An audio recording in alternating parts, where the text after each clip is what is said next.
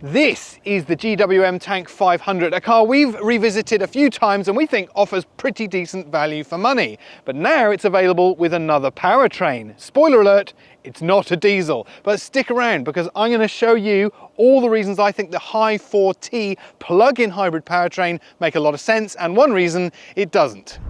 It costs just under $80,000 drive away, which you could look at two ways. First, it could be rather expensive for a brand that's not particularly well known yet, or it's excellent value for a vehicle that day to day you could ostensibly drive as a full electric vehicle or on the weekend use as a proper capable off-road vehicle.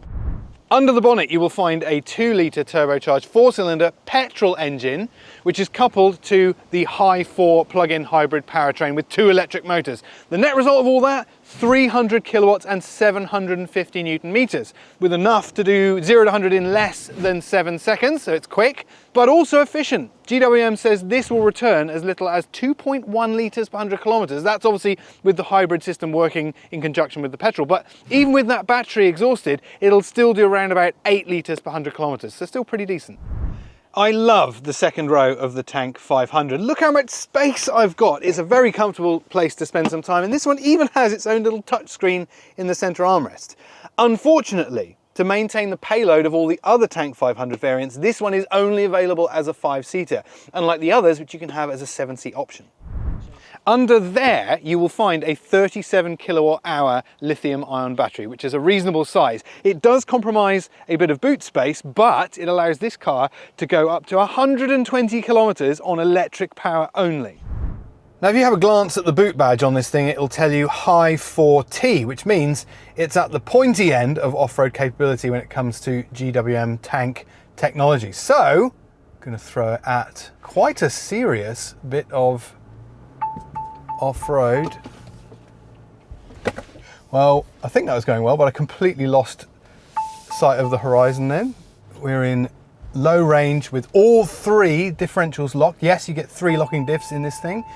And one of the lovely things, because it is a plug-in hybrid with a serious motor and battery combination, you get a lot of electric assistance. You get a lot of electric torque, which is really easy to control and modulate on that throttle. So it might not be a traditional diesel large 4x4, but this plug-in powertrain actually makes a lot of sense off-road. That was way easier than it should have been.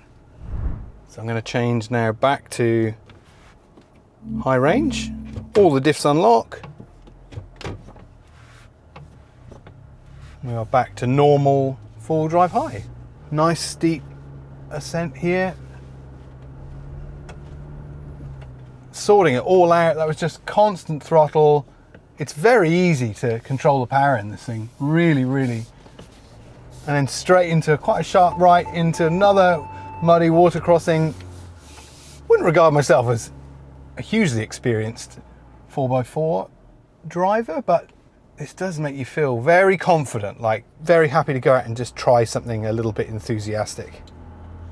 Now, I've said it before and I'm going to say it again. I would not be surprised if you go digging around at GWM's development centres and proving grounds and you found a Toyota Prado or Land Cruiser in pieces, because there's a lot about this car that feels very like a Toyota, and that's a great thing. The Chinese engineers have proven time and time again they're very good at reverse engineering, and I think there was a lot of lessons learned in the Prado and the Land Cruiser with this car. And as I say, if you're going to copy anyone when it comes to off-road, copy the best.